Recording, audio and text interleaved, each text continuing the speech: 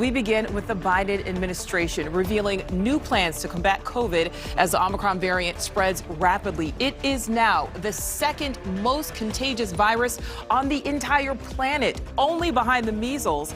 And this as the world faces its second holiday season under this pandemic. NewsNation's Kelly Meyer is in Washington, D.C. So, Kelly, what action is the White House taking?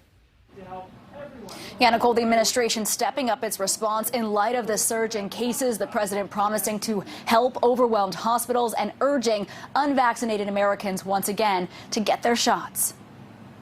Today, President Biden addressing the nation on the alarming rise in Omicron cases. We should all be concerned about Omicron, but not panicked. Omicron, now the dominant coronavirus strain in the U.S., going from 0.7 to 73% of U.S. COVID cases in just 2 weeks. The president announcing new steps to try and hold back the wave of infections, pledging to deliver 500 million free at-home rapid tests, though the first delivery won't arrive until January.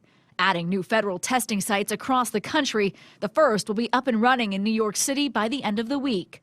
Activating the Defense Production Act to speed up test manufacturing, tapping the U.S. military to deploy 1,000 military doctors and nurses to hospitals in January and February, and promising to add new pop-up vaccination clinics and send hundreds of personnel across 12 states to get more shots in arms. The president pressed today on why the administration wasn't better prepared for the Omicron wave. The Omicron virus spread even more rapidly than anybody thought. President warning those who still haven't gotten their shot. If you're not fully vaccinated, you have good reason to be concerned. Save our freedom! The White House says unvaccinated individuals are the most at risk.